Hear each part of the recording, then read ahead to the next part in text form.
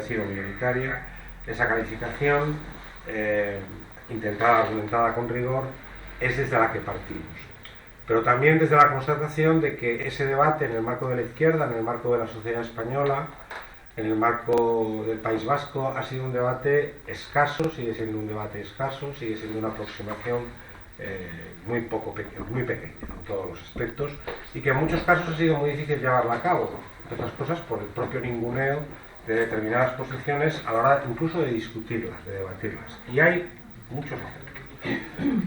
Dentro de este intento, y coincidiendo con que una serie de personas aquí en esta comunidad, en Cantabria, venimos trabajando juntos en este ámbito de trabajo, como en otros, desde hace bastante tiempo, hemos intentado, en un espacio absolutamente favorable al debate y a la intervención abierta, como es la vorágine, hemos intentado promover estas jornadas, interviniendo por un lado y promoviendo el debate. Hemos intentado escuchar todo tipo de posiciones y debatir de ellas de manera democrática y con capacidad de escucha. Para esto, nada mejor que traer a agentes y que abordar cuestiones que nos permiten abrir claramente el debate y dar una información fehaciente, en nuestra opinión. Y por eso tenemos aquí hoy, esta tarde entre nosotros, a Gaizka Fernández Soldevila y Antonio Duplá. Gaizka es un historiador, es profesor de Historia en el Marqués de Manzanedo de Santoña, es doctor en Historia por la Universidad del País Vasco y tiene ya una obra importante de análisis sobre ETA, sobre Euskadi Ezkerra, sobre la transición, los cambios que ETA experimentó al propio tiempo que el franquismo caía y llegaba a la democracia. Algunos de sus libros que recomiendo es, por ejemplo, el libro hecho a partir de su tesis doctoral, Héroes, Heterodoxos y Traidores, Historia de Euskadi Ezkerra, y un libro colectivo coordinado con Raúl López Romo, de los dos, de Raúl López Romo y de él, de Gaizka Fernández Soldevila y de él, escrito a 4 manos, lo cual tiene mérito. Es decir, en el cual hacen un análisis bastante riguroso de ETA y el entorno del nacionalismo vasco radical, en su funcionamiento político fundamentalmente, es decir, en su introducción, su capacidad de intervención dentro del ámbito del nacionalismo radical vasco en un sentido amplio a este término, desde la fundación de ETA hasta 2011. Gaizka Fernández va a hablarnos esta tarde, va a hablarnos de lo que considero oportuno, pero en principio le tenemos aquí entre nosotros para que nos haga una aproximación a uno de los mitos de los muchos mitos relacionados con ETA que entendemos son esos mitos, que es que no había posibilidad ninguna de que ETA acabase o de que incluso de que en ningún caso hubo ninguna posibilidad de negociación. El caso de ETA político-militar, a principios de los 80 negoció su disolución y su desaparición, parte de ella con el Estado, con el ministro del Interior de entonces, es un ejemplo, entre las cosas, de que esos mitos son esos mitos. Por otro lado, la intervención de Gaizka nos permitirá analizar precisamente esa transición, fruto que es también producto de muchos debates y de muchos mitos, entre la ETA del fin del franquismo y la ETA del principio del sistema democrático. Esto en lo relativo a Gaizka. Luego intervendrá Antonio Duplá. Antonio Duplá es profesor de Historia Antigua de la Universidad del País Vasco, con un importante trabajo, importante obra sobre la República Romana y también sobre aspectos políticos de la ideología política de la República Romana y cómo han sido percibidos por la cultura política europea contemporánea, entre otras cosas, cómo han sido percibidos aspectos de la cultura clásica romana por el fascismo contemporáneo. Pero, aunque pudiera tener mucho interés una conferencia sobre ese tema, en fin, Antonio Duplá tiene una larga historia como militante comunista en las filas del movimiento comunista de Euskadi, posteriormente en SUTIC, y una larga participación en las luchas políticas, en los movimientos sociales en el País Vasco, pues desde desde la mitad de la década de los 70. Y tiene también una importante deriva, una reflexión profundamente autocrítica sobre, al igual que otros compañeros suyos, el Movimiento Comunista de Euskadi, el Movimiento Comunista, otras organizaciones, tiene una reflexión autocrítica de gran interés y de gran valor moral, en mi opinión, sobre el pasado de colaboración, de apoyo de esta organización, así como de otras, a ETA, durante el fin del franquismo y durante los años 80, 90, incluso los primeros años de esta década. Ha tenido una importante actividad editorial en el País Vasco como divulgador, editando, siendo parte del equipo editorial de la revista ICA y en la actualidad de la revista GALDE. La revista ICA fue un referente en todos los aspectos, también desde el punto de vista del diseño y la buena presentación de sus textos, en el País Vasco en los años 90 y en los primeros años de este siglo, y la revista GALDE, de la cual ya vamos a entrar por aquí, tiene también un gran interés en este momento por la riqueza de sus contenidos, siempre planteados desde una perspectiva emancipatoria, y por su capacidad de análisis sobre lo que ha sido el nacionalismo radical, lo que es el nacionalismo radical, lo que ha sido ETA, y a la vez con una aproximación de gran interés y de gran valor moral también sobre las víctimas, lo de las víctimas de ETA y las otras. Una de sus obras, aparte de una importante cantidad de artículos publicados en estas revistas y en otros lugares, es el trabajo que coordinó junto con Javier Villanueva, otro histórico militante del Movimiento Comunista de Euskadi, con las víctimas del terrorismo del año 2010. Antonio pues, nos va a hablar un poco desde ese punto de vista. Hemos distribuido en la red, y lo podemos volver a hacer a quien esté interesado, textos tanto de Antonio, una presentación, pretendemos luego distribuir un texto más largo de Aisca, un texto largo de Antonio sobre estas cuestiones, y en relación con los ponentes de mañana, de los que no voy a hablar, también hemos distribuido hoy textos de los tres ponentes, ¿de acuerdo? Espero que recibáis. Y sin más, me siento y cedo la palabra a Aisca, después hablará directamente Antonio y luego tendremos un coloquio. ¿De acuerdo? Podéis dedicar, habíamos pensado como en una media hora, pero por cada uno de vosotros, es decir, pero bueno, os organizáis como lo consideréis oportuno. De acuerdo. Muchas gracias, buenas tardes. Gracias en primer lugar a Jesús por haberme invitado. Además, a Jesús le conozco antes de como historiador, como compañero, como profesor, porque nos conocimos en Castro trabajando de profesor de secundaria. Gracias a la Vorágine por habernos acogido hoy, y a todos ustedes por haber venido hoy a escucharnos a Antonio y a mí. Lo que tengamos que decir, que seguro que lo de Antonio es más interesante, pero bueno, ya que estoy el primero, se tendrán que aguantar.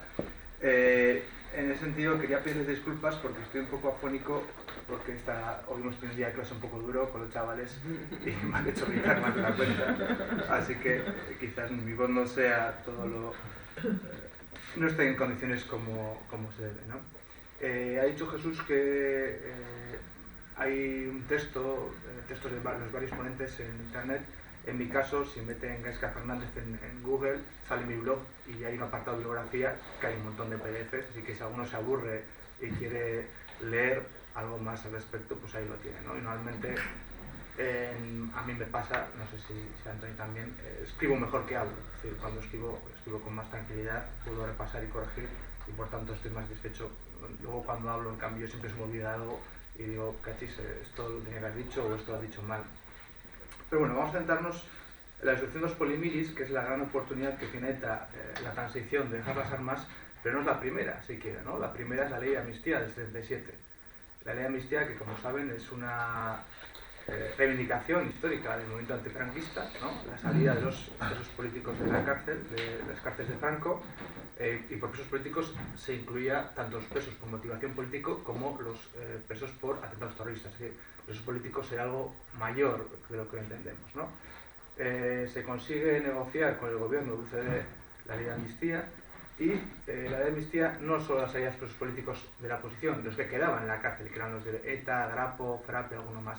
También es, como saben, una amnistía para los delitos del franquismo, ¿no? Hay un quid pro quo. Se perdona a los crímenes de ETA, pero también se perdona a los crímenes de la dictadura. Hay un momento que salen de la cárcel todos los presos de ETA que había, ¿no? En diciembre del 77 sale el último preso, Aldanondo, y no queda ningún preso de ETA en la cárcel. Es decir, que la gran reivindicación que había tenido el movimiento franquista desaparece, porque no tenía por qué haber nuevos presos de ETA. ¿Qué pasa? Que ETA militar, ETA política, las dos ramas desoyen la oportunidad y siguen matando, hacen atentados justo después. Y por tanto, vuelve a haber detenciones, vuelve a haber presos, y esa oportunidad histórica desaparece, ¿no? Se pierde. La siguiente gran oportunidad histórica va a ser la resolución de los polimilis, que ya es en el 81-82. Si los que vieron la transición se acordarán, los que son más jóvenes les sonará un poco a chino, pero en ese momento no había una ETA, había muchas ETAs. Estaba ETA político-militar, que estaba su brazo, digamos, político, electoral, era Euskadi Ezkerra, el partido de ella y Euskadi Ezkerra. Estaba ETA militar. ETA militar es la ETA que hoy en día sigue. Lo que pasa es que hemos olvidado el apellido, pero esa era ETA, ¿no? Y su brazo político era Herri Batasuna. Y luego había otros grupos como los comandos autónomos anticapitalistas, que no tenían ningún grupo brazo político porque eran antipartidos, ¿no? Tenían una ideología pues, asamblearia, autónoma en el sentido italiano, del movimiento autónomo italiano, no autonomista.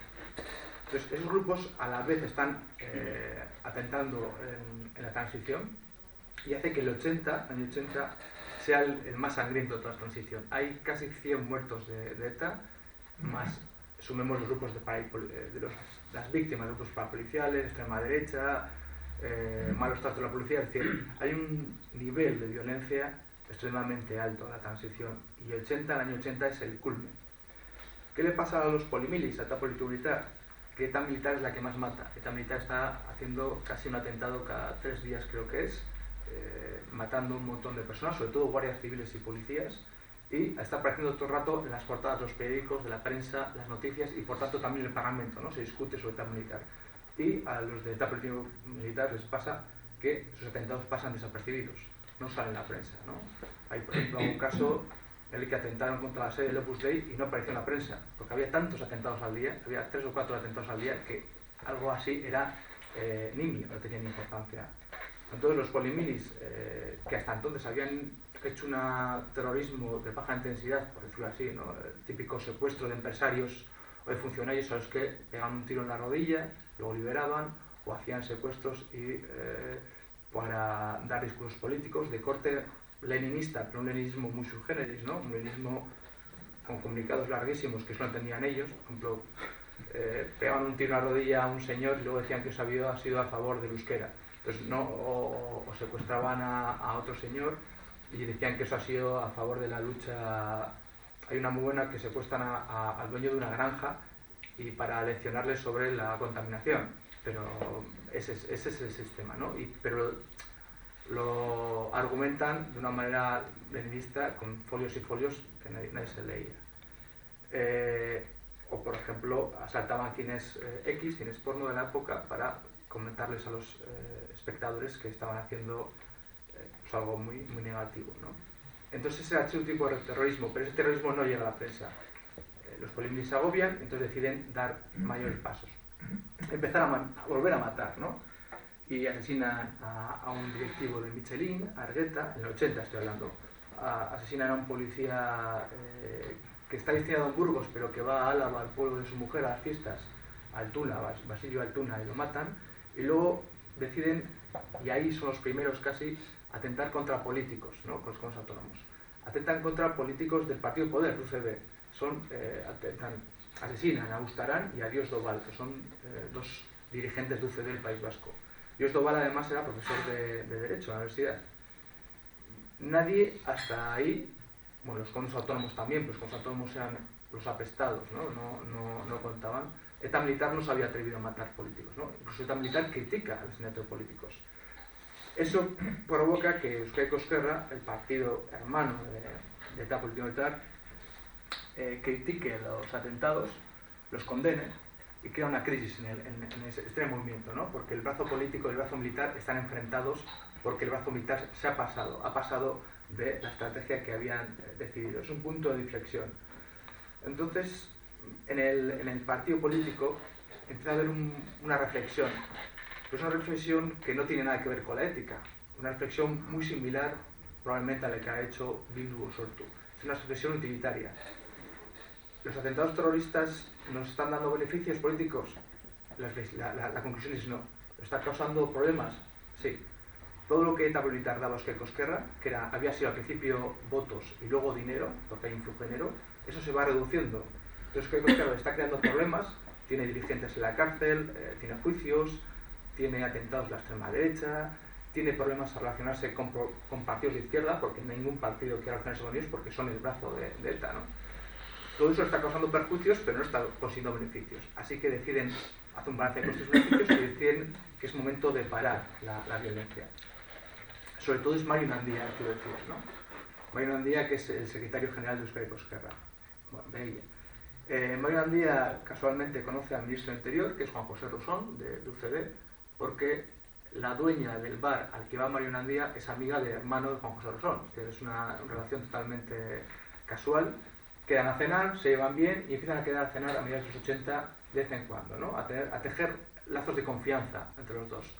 Y esos lazos de confianza entre dos personas, porque Mario Nandía no había avisado a su partido y Juan José Rosón no está hablando en nombre del gobierno, hace que poco a poco eso se fortalezca y luego cuando ven que la cosa está más o menos hablada, van a hablar con sus partidos o con el gobierno, ¿no? Mario Nandía tiene el problema de que en su partido, en Euskal Esquerra, ha surgido un sector que se llama Nueva Izquierda, que está contra él y se va a oponer a esa disolución. El gobierno de UCD tiene el problema de que había bandas parapoliciales, había sectores de la policía de ultraderecha que no colaboraban, es decir, que no seguían órdenes jerárquicas y que también hacían cosas sin contar con ellos. ¿Qué pasa en ETA político-militar? ETA político-militar también hay reflexión parecida. Hay un sector de ETA político-militar, sobre todo los veteranos, que hacen esta reflexión. Hemos apoyado el Estatuto de Autonomía, hemos conseguido el Estatuto de Autonomía. Ahora hay Estatuto, Parlamento Vasco, Gobierno Vasco, hay leyes, dentro de poco va a Ertzaintza. Y resulta que nosotros que hemos luchado por esto, lo hemos conseguido todo.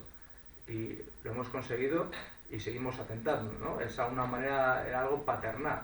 ¿Por qué estamos sustituyendo a la democracia cuando la ciudadanía vasca ya puede votar? Entonces, no le ven sentido. Además de que llevan 4 o 5 años en la clandestinidad y eso les pesa.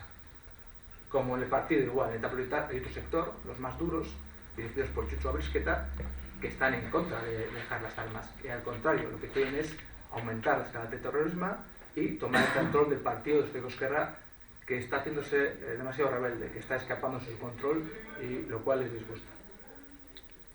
Hay un pacto entre ellos, hay una asamblea, un Biltzar-Zipia, y llegan a un acuerdo, ¿no? Vamos a los pragmáticos de ETA política, más o menos deciden declarar una tregua para, así dicen, negociar con el gobierno cuestiones pendientes, la anexión de Navarra, otra amnistía, las torturas, etcétera, etcétera, y los duros dicen, vale, por una tregua, pero antes va a hacer un periodo de disuasión. Y siempre que ETA dice disuasión es un montón de atentados para poder negociar con el gobierno con algo encima de la mesa, ¿no? Con algo de violencia encima de la mesa. ¿Qué pasa con esto? Que se hace justo en el peor momento posible, es enero-febrero del 81. 21 de enero dimite Adolfo Suárez, el presidente. Juan Carlos I visita Guernica y es abucheado, lo cual le sienta muy mal a estancias del gobierno, de la policía y demás. Algo de principios de febrero, ETA militar secuestra a José María Ryan, ingeniero de la central nuclear de Lemóniz. Poco después le asesinará. Pocos días después, un miembro de ETA militar, Josep Arregui, fallece a consecuencia de las torturas que le produce la policía en la DGS de Madrid. Eso va aumentando la tensión. El 20 de febrero, los polimilis deciden hacer su disuasión y secuestran a 3 cónsules de países latinoamericanos en el País Vasco. Y después del 20 de febrero, justo el 23F, entra Tejero en el Congreso. Claro, para los polimilis, la disuasión de verdad es el 23F, es Tejero, ¿no? Ellos no disuaden nada porque el miedo resulta que es el ejército, una parte del ejército que puede ser golpista. Así que se dan cuenta que lo suyo no tiene sentido. Hay muchos polimilis que hacen esa reflexión, ¿no? La democracia es más frágil de lo que creíamos, igual hay que pararse porque lo que estamos haciendo está poniendo en peligro lo que tenemos, que es más de lo que creemos, ¿no? Así que sueltan a los cónsules y declaran la primera tregua de ETA, que es en el 81, en febrero del 81. Invitan a los milis, a ETA militar, a sumarse a ella. ETA militar dice que no, y hace una campaña, todo su entorno mediático hace una campaña contra los polimilis. Les van a llamar traidores, les van a llamar arrepentidos, ¿no? Arrepentidos es el nombre pentiti. Los pentiti italianos eran los arrepentidos de las Brigadas Rojas que colaboraban con la justicia italiana, pero los polimilis no colaboraban con la justicia, ¿no? Pero es una manera de intentar definirles negativamente a su lo que hacen. Del 81, entre el 81 al 82 va a haber una serie de negociaciones de altura entre el gobierno de UCD y Euskadi Koskerra para ver qué se hace con los polimilis, ¿no? Y ahí es cuando empieza el problema. ¿Por qué? Porque la cosa se alarga mucho. Suárez ha dimitido, entra el sucesor, Calvo Sotelo, pero sabemos que UCD está en el peor momento posible, está descomponiéndose, no tiene mucho poder. ¿Qué pasará? Que mientras están negociando los Euskadi Koskerra con el gobierno, dentro de la policía militar empieza a haber un enfrentamiento entre los dos bandos, entre los más pragmáticos que quieren dejar las armas y volver a casa, y los más duros que lo que quieren es vamos a quitarlo en el día, vamos a dar un golpe de estado, digamos, nosotros vamos a tomar el poder del partido de Euskadi Koskerra. ¿Qué le pasará a esta policía militar? Que cuando llega el momento va a romperse en dos. En principios del 82, ETA militar no tiene dinero porque es algo. Las organizaciones terroristas consumen muchísimo dinero, es como una empresa gigantesca. Requieren, bueno, aquí está Josu, que estamos estudiando justo ese tema ahora en un proyecto de nosotros para la extorsión de ETA. Veamos que una organización terrorista requieren cientos de millones de euros o de pesetas, entonces hasta millones de pesetas para funcionar. Liberados, armas, armamento, zulos, pisos, muchísimo dinero. Del 81 al 82 pasa un año que ETA militar no tiene ingresos, por tanto están casi en la quiebra. Secuestran a Julio Iglesias padre para conseguir dinero y justo resulta que la policía, los GEO, se estrenan liberando a Julio Iglesias y de la misma encuentran un zulo con armamentos polimilis. Están en la quiebra, no solo la quiebra de dinero, sino la quiebra moral también, ¿no? La policía le está venciendo. Los dos bandos están muy enfrentados y como saben que se van a romper, se van a dividir, están tan afectados que se van a dividir, lo que hacen es robar las armas, se roban las armas unos a otros. Los pragmáticos asaltan los zulos de ETA militar y se llevan las armas escondidas, previendo lo que pasa en la asamblea. Después de la asamblea, cuando se dividan, los pragmáticos van a dar las armas a cambio de pisos y dinero. Es decir, los pragmáticos se llevan el dinero para aguantar en la clandestinidad unos años y los duros se llevan las armas. Es por eso por lo que ETA militar nunca hay una entrega de armas, porque no tienen armas. Los pragmáticos no tienen armas, ¿no? Incluso la policía les llega a proponer que os dejamos unas armas para hacer una foto de que nos la devolvéis, ¿no? Las astras de la policía, pero los polimilis se niegan a hacerlo y dicen que no tienen armas, pues no pueden devolverlas. En la octava asamblea de ETA militar ganan los duros, los pragmáticos son una minoría y se rompen. Los duros van a llamarse ETA militar octava asamblea, los octavos, ¿no? Y van a seguir con la lucha armada, con el terrorismo durante unos años más. ¿Qué les pasa? Que no van a tener entorno civil, no van a tener partido, no van a tener sindicatos ni lugares. Entonces, una organización terrorista que no tiene un entorno civil no suele resistir. El ejemplo más claro es el Grapo, ¿no? O otros por el estilo. Es decir, cuando una organización terrorista tiene un comando, necesita gente nueva, ¿no? Necesita nuevos afiliados, pero si no tiene entorno es muy difícil. Cuando necesita escondites o información, ¿no? O necesita prensa. Cuando no tiene eso, es muy difícil que sobreviva, y los octavos no lo tenían, son incapaces de conseguirlo. Hay un grupo de los octavos milikis, que dicen, bueno, ya que no vamos a poder nosotros solos, vamos a intentar integrarnos con los milis, con ETA militar. Y después de hacer una autocrítica pública, que tienen que arrepentirse de su historia y hacer una serie de atentados. El atentado más de los milikis más famoso fue el atentado contra la casa cuartel de Laredo, que hubo 2 niñas heridas. En el 83, si no me equivoco, ¿no? Los milis les dicen, tenéis que hacer atentados, tenéis que pedir la entrada individual y tenéis que arrepentiros para entrar en ETA militar. Hacen todo, hacen los atentados, se arrepienten y entran en ETA militar. De esos octavos hay dos que son, de esos milis, hay dos que son muy famosos, ¿no? Thierry, que le sonará porque fue detenido hace unos años, murió, ¿no? Era un líder de ETA militar. Luego Arnaldo Otegi. Arnaldo Otegi era octavo líder de ETA militar, ¿no? Sus compañeros, cuando les entrevistaban, nos solían recordar que Arnaldo Otegi hizo campaña a favor del Estatuto de Autonomía del País Vasco. Estaba en ETA militar y hizo campaña, pues poniendo bombas o haciendo barbaridades, pero hizo campaña por el Estatuto. Lo que pasa es que luego tuvo una evolución diferente y más radical, acabó integrándose en ETA militar, y de ETA militar pues pasaría a HAB o a la dirección de Batasuna, ¿no? Siendo ahora el líder carismático de la izquierda abertzale. Los otros octavos siguen activos, secuestran al capitán de farmacia Martín Barrios, lo secuestran y lo asesinan, y ese va a ser el punto final de su carrera. Lo matan y poco a poco se van a ir disolviendo, no consiguen ni apoyos ni financiación, y la mayoría de ellos, como Chucho Abrisqueta, acaban en Cuba, protegidos por el régimen cubano, aunque, si no me equivoco, luego ha habido también una separación o un distanciamiento, ¿no? entre Cuba y estos octavos. Bueno, entonces, ¿qué les pasa a los séptimos? Los séptimos son los que sí aceptan la tregua, los que deciden mantenerse la tregua, mantener la obediencia al partido. Los séptimos son los más veteranos, como he dicho.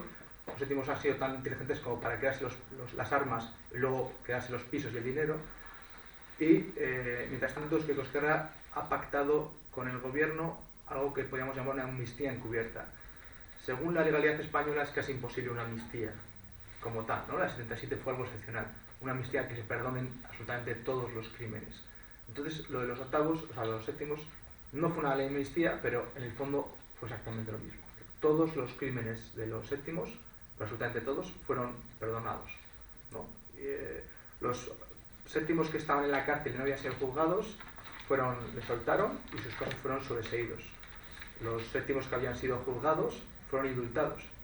Incluso como una prueba de buena voluntad, el gobierno indultó al séptimo que mayor condena que tenía, que tenía 34 años, le indultó el primero, para que vean los demás que iban en serio.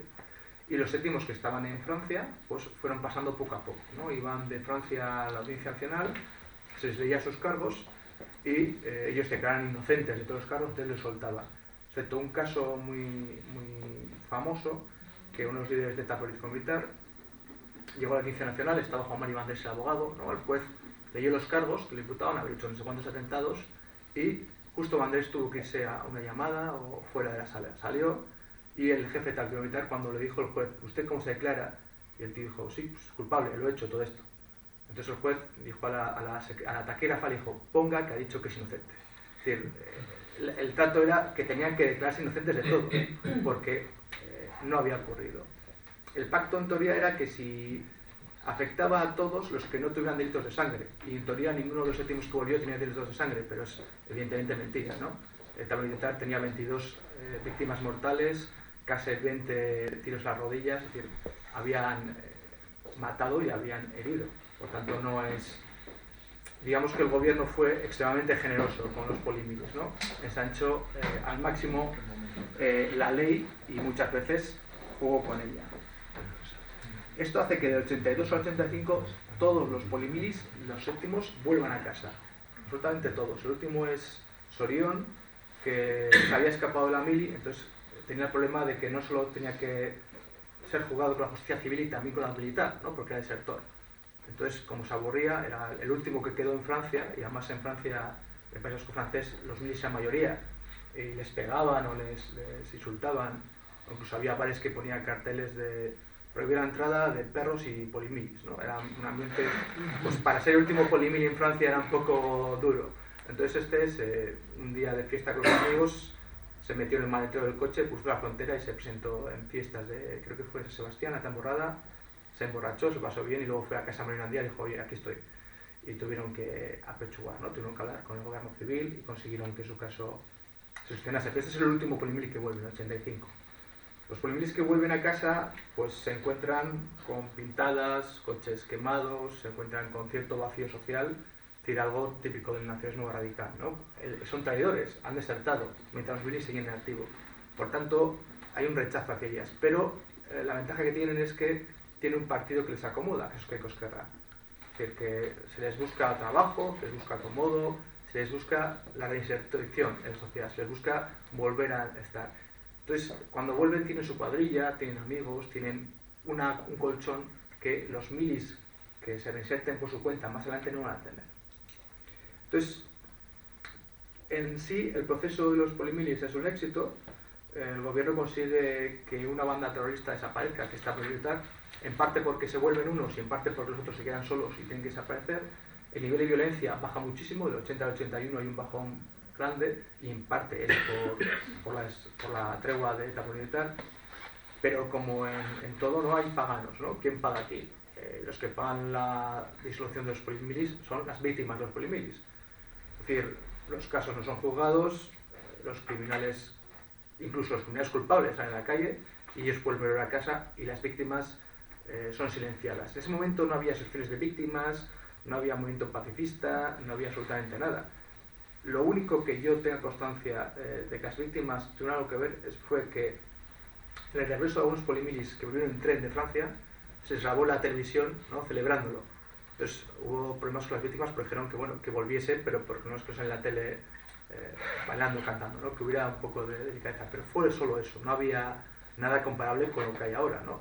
Por eso, si hoy en día hubiese hipotéticamente en el futuro algo parecido, sería muchísimo más complicado para el gobierno, porque tendría otros factores en juego, ¿no?, otros actores en juego, que no sería exactamente igual que el 82, que no había absolutamente nada, que las víctimas estaban desamparadas. El gobierno de Felipe González heredó este proceso abierto, porque, como digamos, el 82 cambia el gobierno del CD por el PSOE, y decide continuarlo. Reinsertan, sí, con la reinserción, los socialistas lo mantienen, pero intentan hacer algo parecido con ETA militar y Herri Batasuna, ¿no? Proponen a Herri Batasuna hacer lo mismo que los quecos, querrán negociar la inserción de los milis. Herri Batasuna dice que no, que los ETA militar son los jefes, que hablen con ellos. ETA militar no quiere saber nada del tema, así que los socialistas van a aprobar lo que se llamó la reinserción individual, ¿no? Coger a miembros individuales de ETA militar y darles los indultos o demás para reinsertar a la sociedad. Hubo unos cuantos que consiguieron hacerlo, pero ETA militar enseguida entró en escena y lo paró. ¿Cómo lo paró? Pues mediante asesinatos. Hay dos muy famosos: Miquel Solau, que es un ex miembro de ETA, que, bueno, ya era constructor, está haciendo un edificio, y tiene la suerte de que justo ese edificio lo compra la Guardia Civil para hacer una casa cuartel. ETA militar le obliga a poner una bomba en la construcción, en la viga maestra, para el día de la inauguración hacer una explosión y matar a todos, pero él no quiere matarlos, entonces avisa a la policía, va con la policía, enseña la bomba, va a la cárcel porque ha colaborado con una armada. En la cárcel los presos de ETA militar le pegan una paliza, los presos de ETA político militar le defienden, le protegen, pero cuando sale ETA militar lo mata. Un par de años después, Joyes, que había sido la jefa de ETA militar, jefa política de ETA militar con Argala hasta el 77, cuando matan a Argala se va a México, en México estudia, tiene un hijo, familia, y decide volver, no me acuerdo si es 86 87, volver a casa.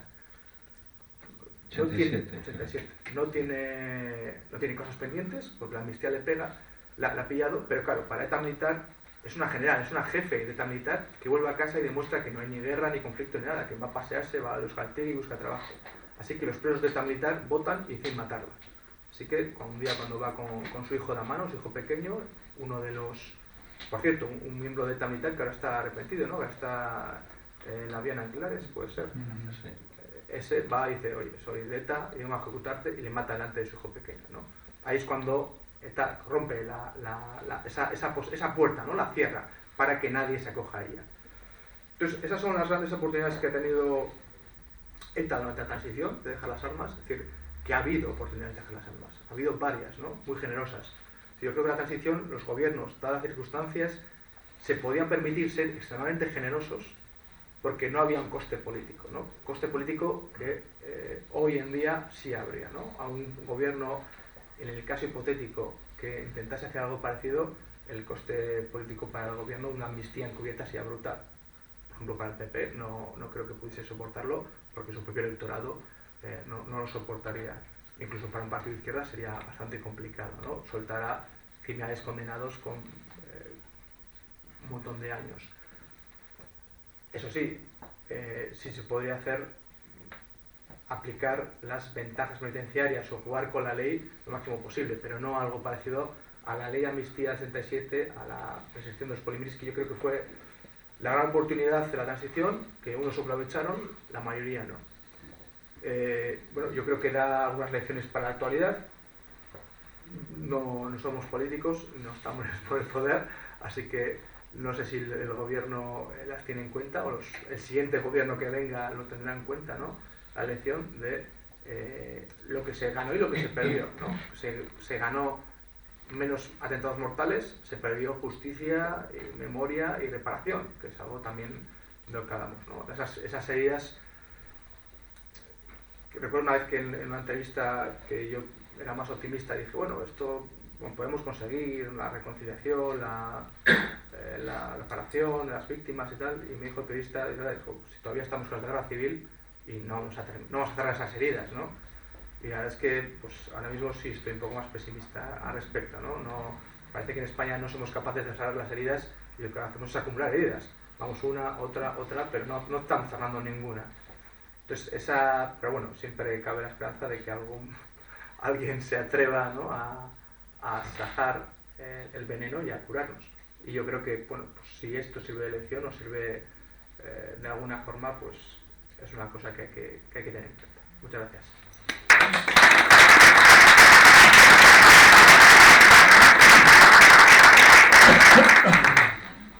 Pues buenas tardes. Gracias en primer lugar a Jesús, a Chuchi, a Javier, a Martín. Yo iba a decir, lo que me sale es decir a los amigos de Baqueas, porque es en Baqueas donde les conocí, que fue un descubrimiento tardío pero plenamente satisfactorio por lo que he aprendido tanto intelectual como humanamente, gracias también a la vorágine. Yo creo que es gracias y enhorabuena, porque mantener una librería en estos momentos me parece heroico, y además digamos que funcione como un espacio de debate y de reflexión, algo tan importante ahora, pues me parece realmente encomiable. A mí se me ha invitado a hablar sobre la mirada autocrítica, reflexiones sobre la relación de la izquierda radical del País Vasco y Navarra con ETA. Lo que voy a hacer en realidad va a ser un ejercicio, una especie de ejercicio histórico más o menos autobiográfico, a partir de mi experiencia personal, como comentaba Jesús antes, como militante del MC, luego del MK, luego del SUTIC, de una etapa que de alguna manera está cerrada. SUTIC se disolvió hace un par de años, y en cualquier caso yo creo que estas reflexiones sí que pueden tener cierto interés, porque primero porque además no es algo que se limite a esos colectivos, lo que yo pueda comentar, porque creo que son reflexiones ampliables a un espectro social más amplio de la izquierda radical, si se quiere.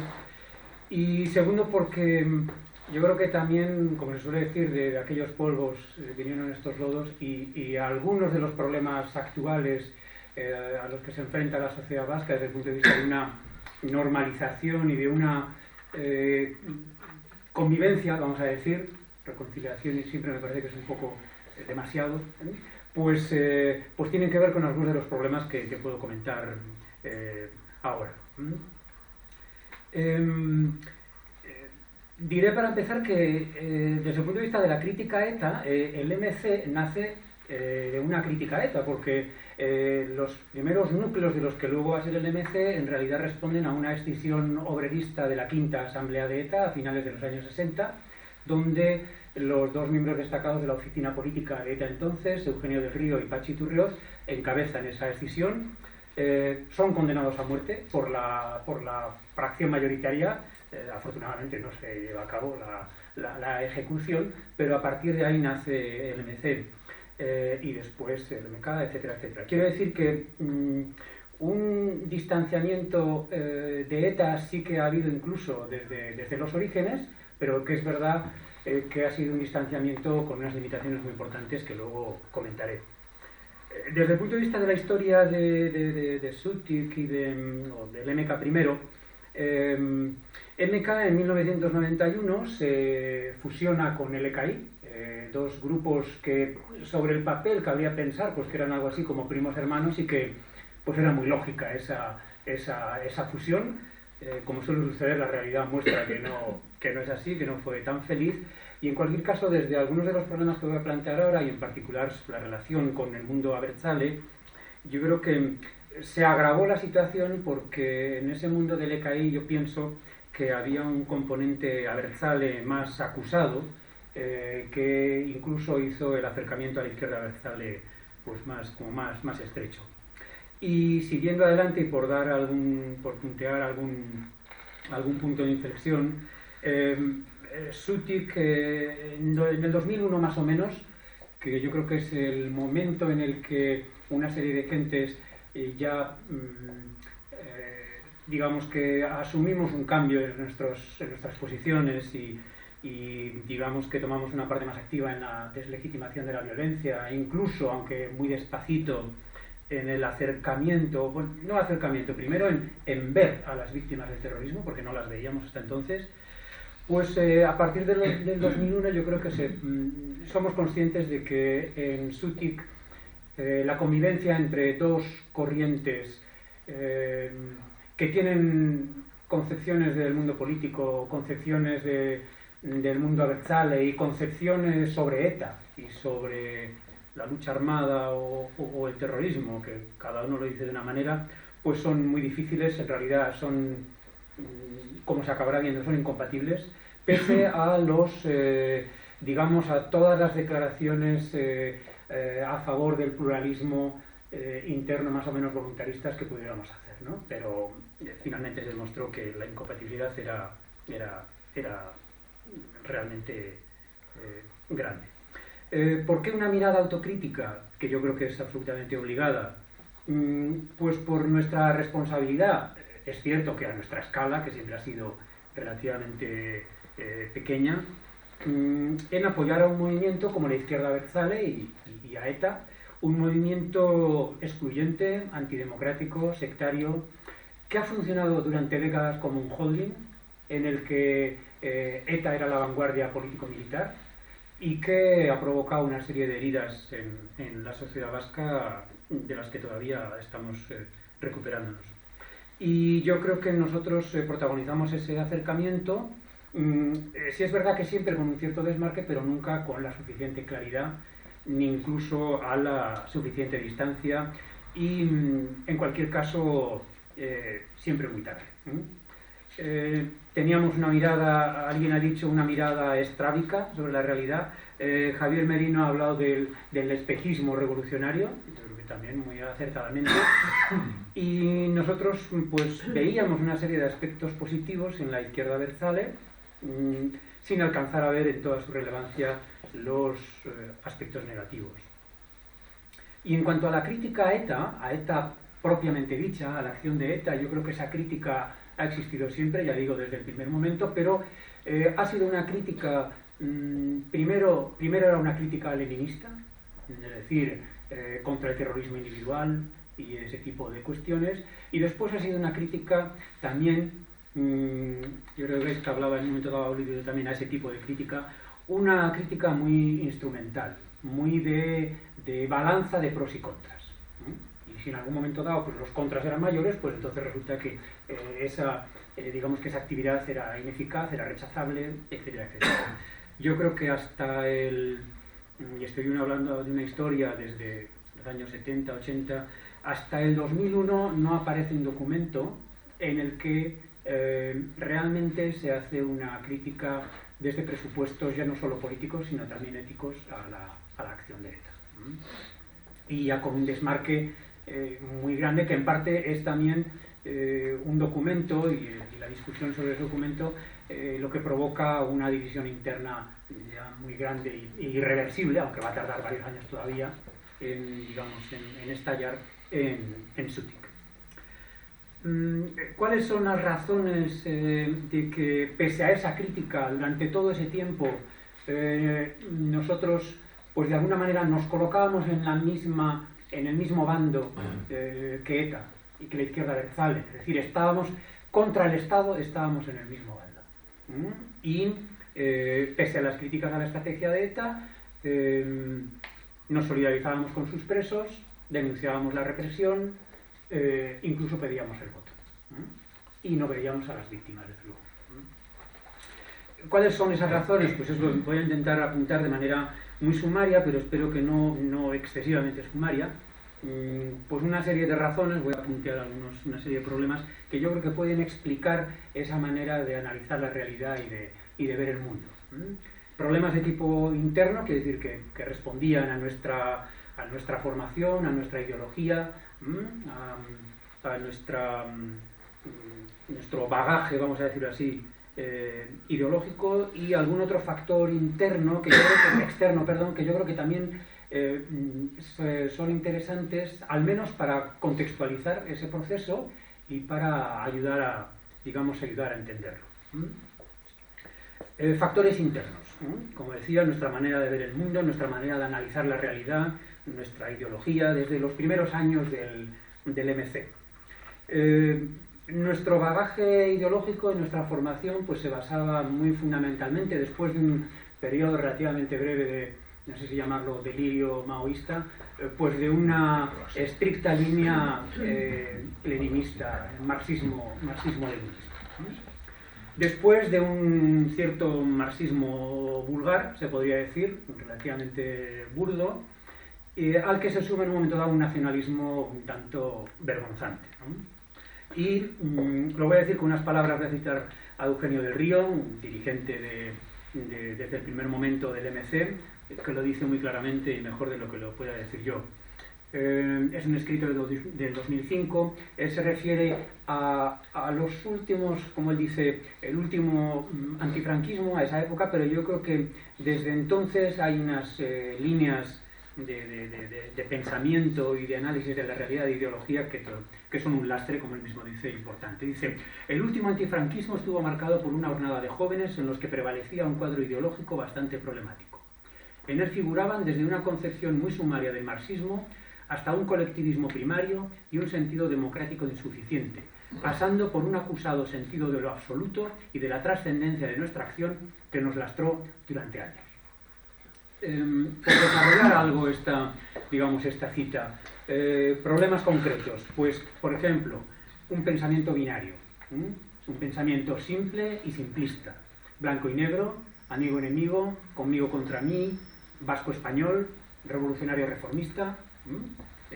Vasco-español, por ejemplo, a partir de ese análisis, el PSE y el PP no son vascos, estrictamente hablando, ¿no? Aunque puedan tener 14 apellidos vascos cada uno, pero es igual, es algo que está marcado por la ideología. Entre paréntesis diré que el planteamiento, pero digamos que irnos, pero lo dejo ahí, pero pensando en tradiciones que siguen existiendo, pues el planteamiento casta-pueblo no deja de ser igualmente binario, aunque eso nos llevaría a otro lado, y no es el tema de hoy.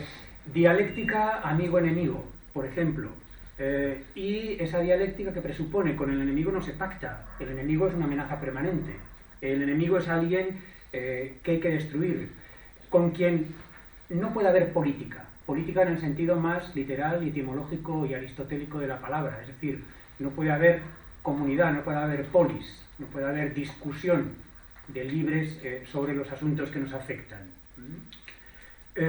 Una distinción tajante entre revolucionarios y reformistas, desde unas posiciones absolutamente sectarias, que estaban relacionadas con otro criterio muy importante, que sería el de la violencia. Desde nuestro punto de vista, la violencia era un elemento inexorablemente asociado a la revolución.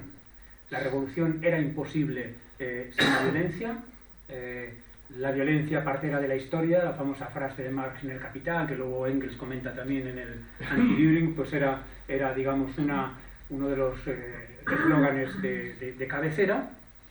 Y, por ejemplo, también es verdad, con ejemplos históricos concretos, y el Chile de Allende se ponía como ejemplo de la imposibilidad de llevar adelante un proceso radical o incluso de socialismo por métodos pacíficos. La violencia del enemigo, que era inevitable en un momento dado, pues hacía que el proceso revolucionario tuviera que ser forzosamente violento. Una concepción también reduccionista del Estado, que se veía exclusivamente como una creación del enemigo absolutamente negativa y a cuyo lado era imposible situarse. Es decir, que una línea de demarcación clara era o con el Estado o contra el Estado. Y contra el Estado, pues ahí coincidíamos con ETA, porque también estaba, de alguna manera, era un factor de resistencia, digamos, al Estado.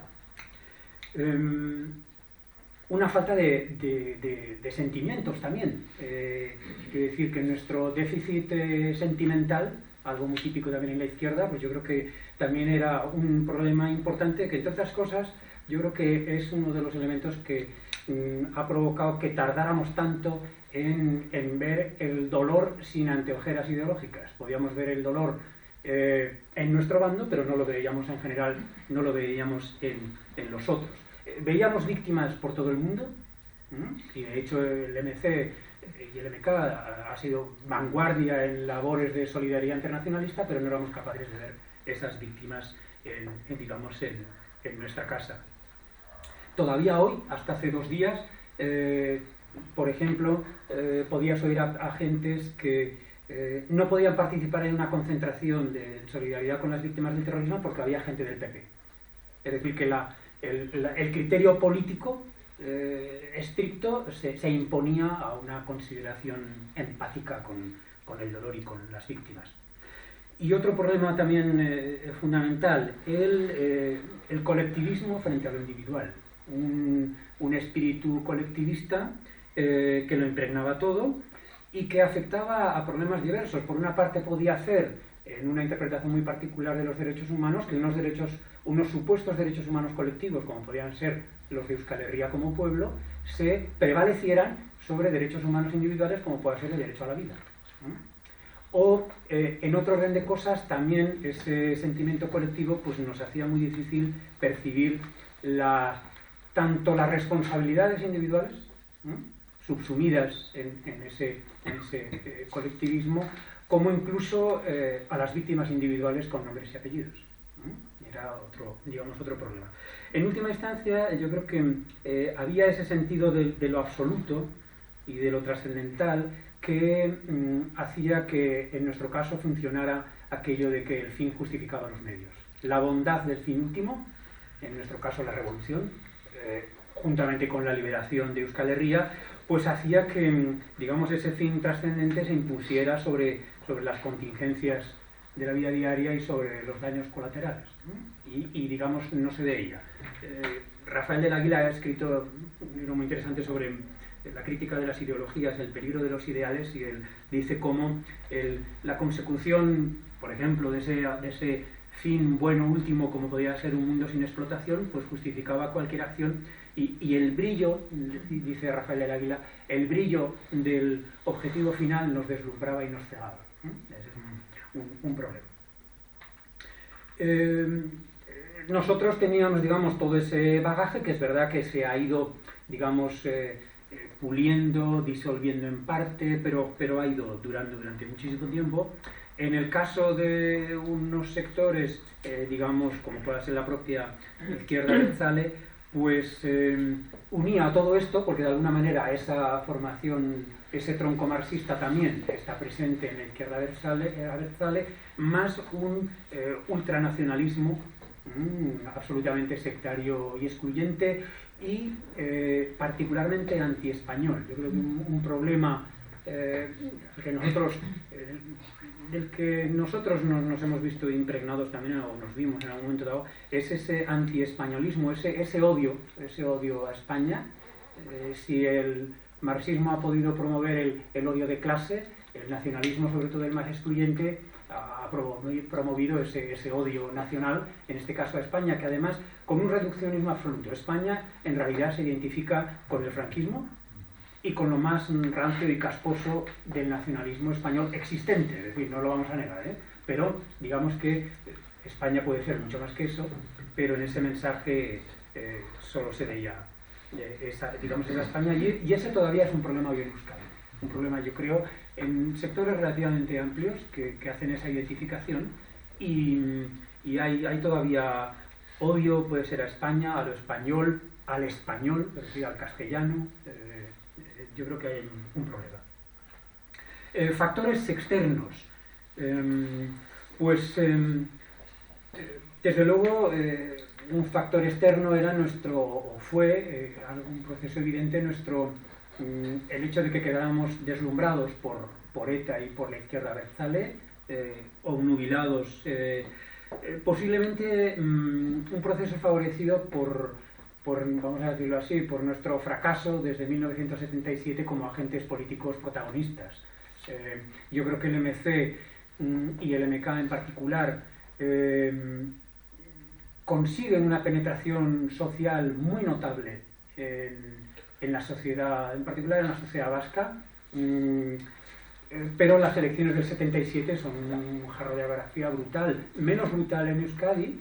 Al fin y al cabo ahí incluso le consigue que durante unos meses haya un parlamentario de Euskadi Esquerra, yo entonces vivía en Zaragoza, llego a Euskadi en el curso 79-80, pero Patxi Turriot, que era este parlamentario, desde fuera era como, no sé, una mezcla de héroe, santo, no sé, una cosa fantástica de la que te sentías cierta reverencia al poder acercarte a él, ¿no? Era una cosa realmente, un auténtico ídolo, ¿no? Frente a eso, ¿qué consigue el mundo abertzale y ETA? Bueno, pues son un signo y un símbolo de eficacia política, ¿no? De éxito electoral, de éxito como vanguardia política y como catalizador de la resistencia contra el Estado, ¿no? Es decir, que allí donde nosotros no habíamos conseguido nada, pues nos encontramos con ese mundo que lo está haciendo, y lo está haciendo además a una escala muchísimo mayor de lo que nosotros nunca hubiéramos podido conseguir.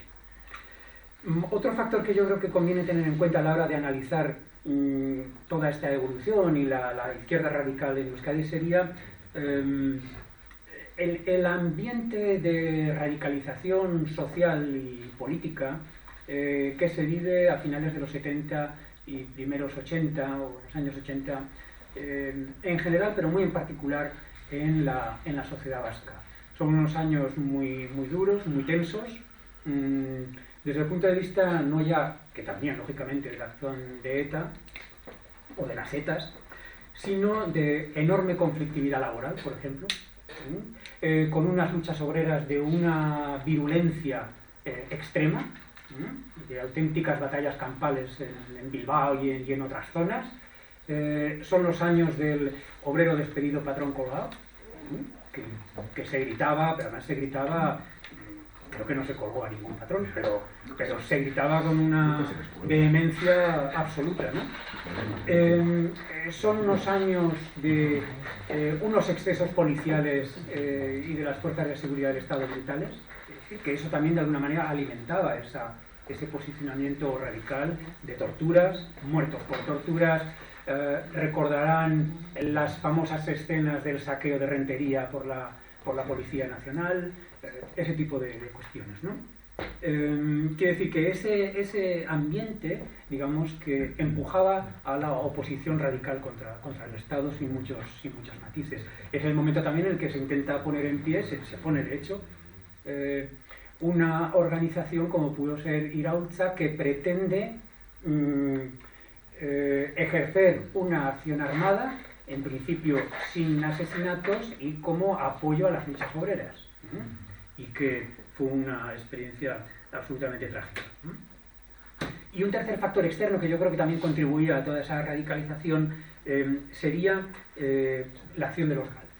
El GAL y otros grupos, digamos, de terrorismo de Estado con indudables conexiones con el Estado, pues yo creo que fueron otro elemento de cohesionamiento y de agrupación de un mundo radical que también, sin demasiado matiz, que digamos se enfrentaba al Estado.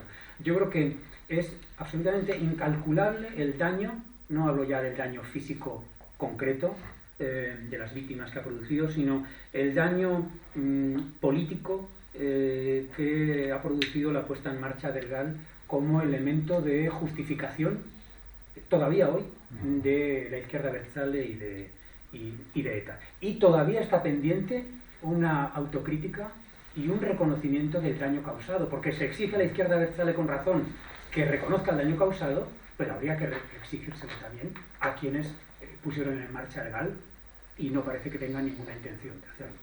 Algún comentario, alguna alusión se ha hecho, pero no, no, alguna vez he dicho algo como dejando caer, pero no, ahí es, digamos, muy decepcionante. En ese sentido, digamos que estos factores, pues yo creo que no justifican nada, digo que pueden ayudar a explicar una determinada evolución. En cualquier caso, nosotros la inconsciencia y no sé si llamarlo ingenuidad sobre ese acercamiento, en ese acercamiento a la izquierda abertzale, que se oficializó en un congreso de 1983 en el que se produjo una ruptura orgánica con el MC para facilitar el acercamiento al mundo abertzale, hablo del MK, pues no fuimos conscientes en absoluto de la capacidad de atracción, asimilación de la izquierda abertzale y de sus ideas fuerza y de su ideología, además de su fuerza, ¿no?, numérica. Y de hecho, en los años 80 ya era evidente esa penetración de esa ideología abertzale tan excluyente y tan sectaria en nuestras propias vidas. Lo que sucedió de alguna manera fue un proceso de asimilación y de colonización política e ideológica de nuestra mente y de nuestra práctica política. Y yo creo que eso ha exigido durante mucho tiempo y todavía de alguna manera una labor de descontaminación de ETA y del imaginario abertzale, ¿no? Pues llegar a entender premisas básicas como que la opción armada fue una opción en un momento dado voluntaria y consciente de una serie de individuos, ¿no?, que no hay ningún factor contextual, histórico, ambiental, el conflicto, lo que fuera, que lo justifique. Había diversas opciones y se eligió esa. Y digamos que hay que asumir esa decisión. Reconocer la ilegitimidad absoluta de asesinar o amenazar o extorsionar a quien piensa distinto, por ejemplo, que de alguna manera dentro de una óptica revolucionaria clásica leninista, pues bueno, es un terreno muchas veces muy resbaladizo. O también el aceptar, que decir, dentro de esa descontaminación, pues el no aceptar el relato del héroe sacrificado que llega incluso a sacrificar su propia vida por la causa, en este caso los etarras, pues por Euskal Herria, como una vanguardia necesaria de un pueblo que lucha secularmente contra sus enemigos, ¿no? Yo creo que hay un problema de ética y política, ¿no?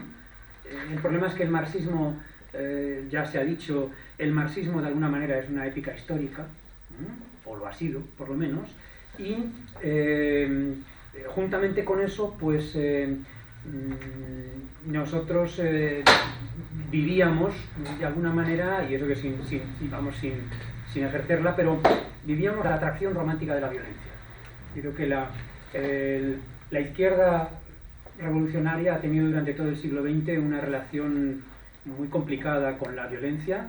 El propio Erich Hobsbawm, ese historiador muy conocido, reconocía en su autobiografía que él desde siempre, y también en su vida adulta, reconocía de partida su simpatía por todo grupo guerrillero. Solo empezó a replantearse la cuestión con Sendero Luminoso. Y es verdad que distinguía a los grupos guerrilleros de los grupos armados nacionalistas que nunca le han gustado. Pero quiero decir, con esto lo que quiero decir es que de alguna manera el paisaje de fondo era el de la legitimidad de la violencia en la cultura política de la izquierda en todo el siglo XX, o en buena parte del siglo XX. Es decir, que eso yo creo que también, digamos que habría que tenerlo en cuenta. Nos ha contaminado también, y todavía eso es un problema en Euskadi, dentro de esta épica y dentro de este romanticismo, pues el abuso historicista. La historia es otro terreno en el que es forzosa esa descontaminación, ¿no? Una historia mitificada, una historia ideologizada, una historia, claro, de un pueblo, del primer pueblo de Europa con 7.000 años de antigüedad, como le gustaba decir a Ibarretxe, que todavía no sé por qué los 7.000. Las cuentas salen. Bueno, con una supuesta unidad política medieval, además, se habla del Estado vasco, en realidad la monarquía navarra, entonces no se sabe los más radicales abertzales son también monárquicos, si es que es monarquía vasca, ¿no? Pero bueno, que parece añorarse como una unidad vasca perdida, ¿no? Una historia que en realidad se ha construido como una lucha secular contra poderes extranjeros, casi se podría decir desde los tiempos, lógicamente, de los romanos, y después particularmente en el siglo XIX, después en el XX, y ETA continuaría esa historia, ¿no? A veces siempre contra España, que es la bota imperial que siempre ha estado encima, y a veces leyendo determinadas interpretaciones de la guerra civil, pues pareciera que la guerra civil hubiera sido una guerra entre españoles y vascos, ¿no? Yo recuerdo hace no demasiado tiempo una pastoral, las pastorales son unos teatros que quizás lo conozcan, es muy interesante como fenómeno cultural, que representan diferentes pueblos de las provincias vascas, de Zuberoa, en el norte del País Vasco francés. Todo el pueblo participa, todo el pueblo, incluidas las ovejas, el burro, todo. Y es muy bonito porque el marco además es un marco precioso. Pero hace poco tiempo, en una pastoral en concreto sobre Telesforo Monzón, era una biografía de Telesforo Monzón, aquello era absolutamente increíble. O sea, aquello era mitología, no era historia. Era para reír por no llorar. O toda una mitología que hay también, por ejemplo, en torno al Guernica, que parece que se hubiera hecho como homenaje al pueblo vasco en lugar de a Guernica, es verdad, pero a la República Española, ¿no? Que digamos que eso se olvida. La contaminación nos ha afectado durante mucho tiempo al lenguaje. Ese lenguaje, hablábamos de impuesto revolucionario, por ejemplo, para hablar de la extorsión, se habla de los gudaris, de las quinzas, por no hablar de las acciones o de los asesinatos, y ahora también hay una distorsión del lenguaje cuando se habla de paz y de normalización, cuando en realidad yo creo que ya vivimos en una sociedad normal. La normalización, una vez que ETA no actúa, ya somos una sociedad normal. Ahora hace falta que se disuelva definitivamente, pero la normalización yo creo que ya está alcanzada. Antes era normal la situación. No ahora. Pero ahora, por ejemplo, cuando se dice que la izquierda abertzale ha traído la paz y que los demás son los responsables de que no se llegue a la normalización, ahí hay otra distorsión plena del lenguaje. Pero todavía es el día en que en Euskadi hay muchísima gente, y mucha que ha estado en esa corriente que hemos representado nosotros, que no habla de terrorismo, que no habla de asesinatos, es decir, que no reconoce la verdad con toda su dimensión trágica, que sigue hablando de presos políticos, cuando en realidad, lógicamente, nadie niega la dimensión política del terrorismo. Ha existido siempre, desde los jacobinos, desde el terror de la Revolución Francesa, pero digamos que la política ahí no es un factor que ennoblece, al revés, es un factor que hace más... pretende justificar, pero hace más injustificable lo injustificable. Los presos de ETA, en todo caso, cabría decir que son delincuentes políticos, criminales políticos. Habría que buscar, pero no, digamos, sin más, presos políticos.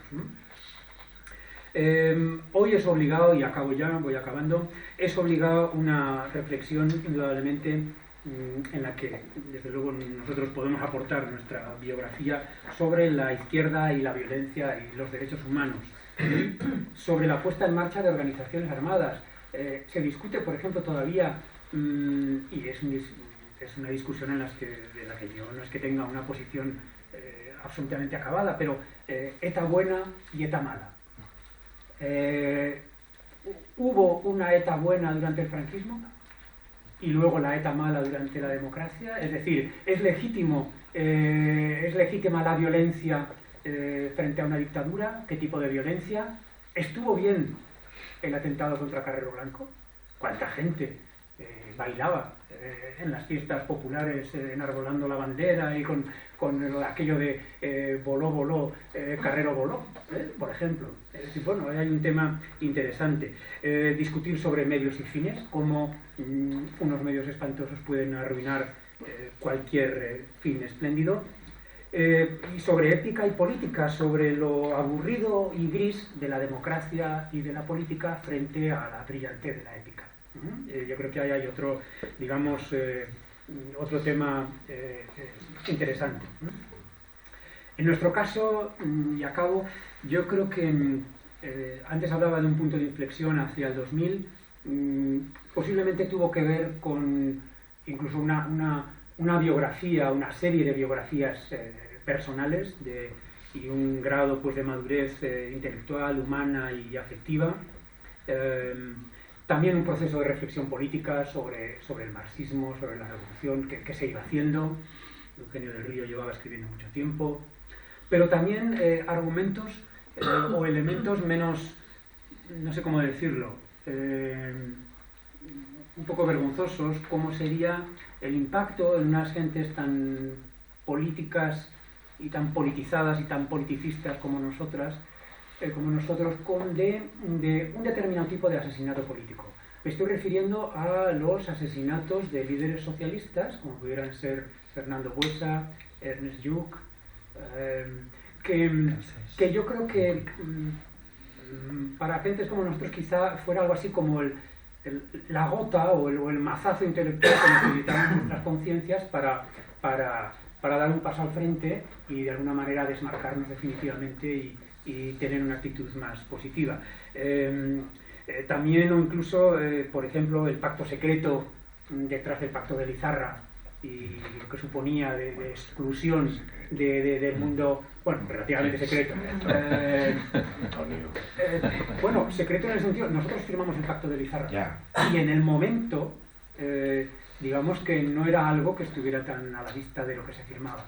No de lo que se firmaba como documento, sino que acuerdos, digamos, que había digamos, a otro nivel, ¿no? En cualquier caso, yo creo que todavía en el 2008 surge una discusión importante, existe SUTIC todavía, y los concejales de Esquerra Batua y Verdea y SUTIC en Mondragón, por ejemplo, no son capaces de apoyar la moción de censura contra la alcaldesa que se había negado a condenar el asesinato de un convecino, de Isaías Carrasco, con el siguiente argumento, que era la idea de cómo podía funcionarle la mente todavía a algunas personas. Dice, porque el gobierno de concentración resultante, que estaría liderado por el PSOE, por el PSE, no contaba con un programa auténticamente de izquierdas. Y por esa razón no apoyan la moción de censura. Con esto simplemente lo que pretendo ilustrar es cómo todavía, en una época pues, muy tardía y relativamente reciente, hay una serie de problemas en unos sectores sociales relativamente amplios. Ahí había militantes de SUTIC que, digamos, que están pues, muy contaminados todavía por ese, digamos, por ese imaginario. Acabo diciendo simplemente que yo creo que toda esa reflexión pendiente es obligada y es urgente con la urgencia que tienen estas cosas, y en todo caso lo que sí haría falta es algo que yo creo que desde luego no veo en absoluto a la izquierda abertzale en particular, tampoco a algunos excompañeros míos, que sería un grado importante de humildad por parte de quienes durante tantos años hemos participado de ese espejismo, por utilizar el término de Javier. Muchas gracias.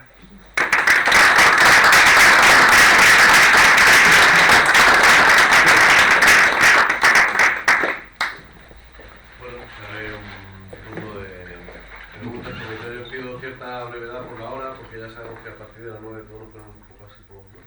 Y entre las prisas, las citas, entonces, intervenciones, cuestiones, dudas, abiertas, vosotros lo podéis gestionar ahí perfectamente.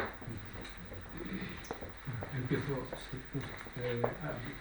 bueno, muchas gracias a los dos, muy complementarias y magníficas.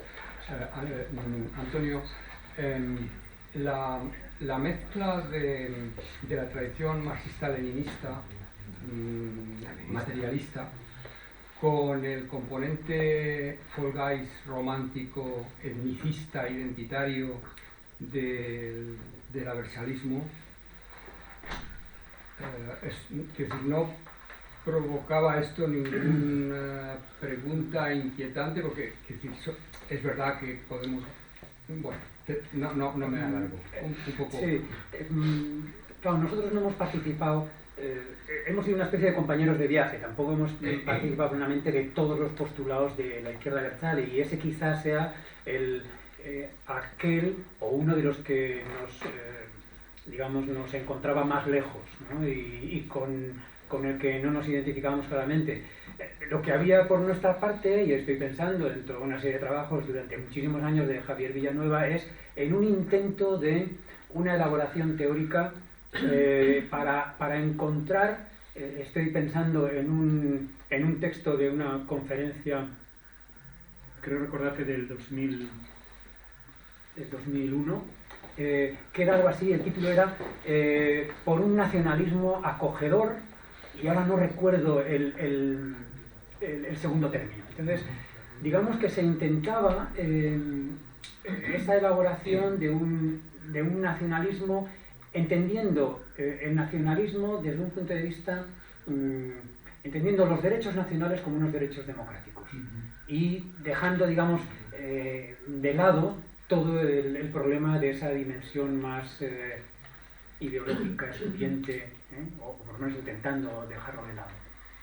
Pero de alguna manera estábamos intentando, pues no sé si descubrir la piedra filosofal o qué, porque es bastante complicado hacerlo, ¿no? Pero sí que había un intento yo creo que además honesto y serio de buscar ese nacionalismo, que el problema es que no sé si un intento de ese tipo está condenado al fracaso, me parece.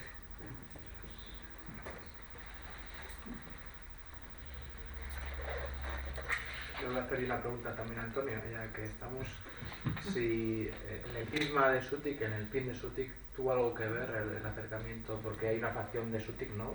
Los que vienen del EKI, de la Liga Comunista Revolucionaria, que sí acaban más desde fuera, lo digo, en el mundo de Batasuna o de Sortu, y los que venís de MK o así en general, no. ¿Hay algo de eso en el prisma de Sutik? En el tema nacionalismo... No, es uno de los fundamentales. Es uno de los fundamentales, la concepción nacional. En la conferencia del 2001 ya se ve que es casi imposible aprobar un documento conjunto, pues en una línea de una distancia crítica con el nacionalismo y desde luego con ETA, mientras que la otra fracción, fundamentalmente de gentes liderada por gentes provenientes del EKI, mucho más, yo creo mucho más en la línea de todo lo que he comentado, de contra el Estado, no podemos hacer esa crítica tan radical, hay que matizar mucho más. Recuerdo que en uno de los primeros textos que había escrito Javier Villanueva, en un momento dado, hablando de ETA, utilizó el término, había escrito el término limpieza étnica por parte de ETA. Bueno, aquello fue un escándalo mayúsculo que vamos, hubo que quitarlo, ¿no? Y aún así tampoco se llegó a ningún acuerdo, y de hecho al final Sutik, la fórmula organizativa que se adoptó era una fórmula de lo más laxa, que en realidad era una especie de, casi en la práctica, de confederación y de un funcionamiento autónomo que en todo caso pues se intentaba que no hubiera pronunciamientos excesivamente opuestos a la otra parte por cada una de esas dos partes, pero realmente al final era así, era casi una confederación. Y yo tengo una sensación de una de las temporadas de mi vida más de pérdida de tiempo, o sea, de reuniones maratonianas en las que no se avanzaba nada, en las que cada uno tenía muy claro el punto de partida y el de llegada, y no sé, en todo caso habría que preguntarse quizá por qué no se rompió antes, no lo sé. Sí, nos lo preguntamos mucho. Sí. No lo sé, ya. Yo tengo una pregunta. ¿Qué hubiera pasado si en la transición española hubiera habido algo similar a lo que más o menos ocurrió en Portugal con la revolución de los claveles? Es decir, que sí hubo también por parte del Estado una limpieza del rastro de la dictadura, de funcionarios, de policías, de militares, de jueces, que en Portugal algo hicieron de esto que aquí no se hizo, ¿no? ¿Hubiera cambiado en algo? ¿Vosotros creéis que hubiera? Esto es ciencia ficción lo que estoy planteando. Pero esa propia continuidad del régimen, digamos, de alguna manera, y de la presencia de esos personajes conocidos y demás, facilitó esa radicalización, esa cerrazón ideológica. Pues, brevemente, hablando de historiadores, Tony Judt tiene un libro posguerra en el que cuenta lo que creíamos, ¿no? Cuando Alemania nazi se derrotada, la Italia fascista derrotada, pues todos pensamos que hay una limpieza también de políticos, pero resulta que los jueces, los policías siguen siendo ex-nazis y fascistas. Y era alemana nazi y habían sido derrotados. En cambio, la dictadura no es derrotada. La dictadura, Franco se pone en la cama y los policías no van a detenerse a sus jefes.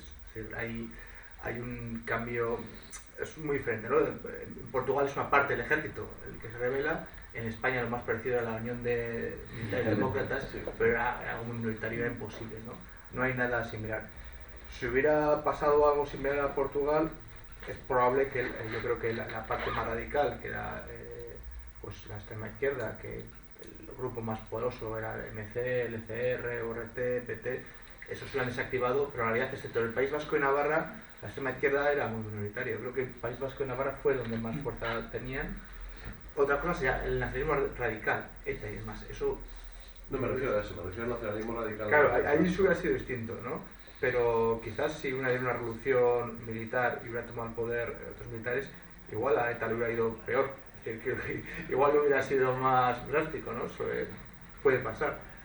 Yo creo que ETA, desde el punto de vista de ETA, es incapaz de asumir la democracia porque ellos, si asumen que hay una democracia, tienen que entrar a jugar a la democracia, ¿no? Entonces lo que dice ETA militar es, hay una dictadura militar encubierta, sigue viviendo un franquismo sin Franco, ¿no? Porque mentalmente no pueden aceptar que la democracia, incluso desde mi punto de vista, incluso si fuera una democracia con ruptura, incluso así no lo hubieran podido aceptar, ¿no? Hay textos de ETA que dicen, nos da igual que España sea una república, que sea la tercera república, que una dictadura, nosotros no luchamos contra el régimen, luchamos contra España. Entonces, una democracia les da igual. Otra cosa es que la democracia, una eventual democracia española en la que hubiera triunfado un golpe revolucionario, les hubiese dado la independencia directamente. Esa es la única que uno ha aceptado. Las demás, yo creo que no. Yo no sé, quiero decir, que la situación sería distinta, evidente. Pero yo no sabría reconstruir qué otra posible situación. A mí tiende a no gustarme esa idea que dice que no fue posible ir más allá. Tiende a no gustarme, no me siento cómodo, no quiero pensar eso, ¿no? O no quiero acabar pensando eso respecto a la transición. Pero, claro, aquí no había un ejército como en el de Portugal con una decisión de acabar con el régimen, entre otras cosas, para acabar con la guerra, y con la guerra colonial. Aquí el ejército era una realidad muy distinta, con lo cual el problema es que tampoco sé si se hubiera ido más allá en las exigencias de disolución de los cuerpos represivos que gritábamos, etcétera, etcétera, cuál hubiera sido la respuesta. Que no lo sé, la respuesta igual podría haber sido otra. La transición, cuando se habla de la transición modélica, bueno, modélica bien en determinados aspectos, pero la transición fue muy sangrienta, igual hubiera sido muchísimo más sangrienta. La transición, no ya por ETA, dejando ETA aparte, deja varias decenas de muertos en la calle, con lo cual yo creo que ese también es otro dato, aunque yo no sé si ese dato, ya digo que no me acaba de gustar esa música, pero no lo sé. Se podría haber tirado más de la cuerda. Ahí yo creo que la responsabilidad del PSOE, por ejemplo, del propio PC, que también se jugaba su legalización, pues la nuestra, al fin y al cabo, es decir, nosotros seguíamos hablando de la ruptura, sí, en todo caso, no siendo muy conscientes de igual cuál era la realidad real de la sociedad española, ¿no? Ese era el problema. Bueno, a mí me interesaría preguntaros, bueno, agradeceros la intervención muy sinceramente, pero me gustaría, si pudierais reflexionar un poquito acerca de la situación, de los planteamientos de una parte sustantiva importante de la sociedad vasca que ha apoyado la sociedad, como sociedad que ha apoyado a la violencia de ETA sin mancharse las manos con ella. Es decir, la violencia de ETA, el terrorismo, la limpieza étnica, etcétera, han afectado a una serie de sectores y nunca han tenido, pero pues eso es un elemento muy importante a tener en cuenta. En Euskadi no ha habido nunca ninguna guerra, ha habido actividad terrorista que afectaba a una serie de gente.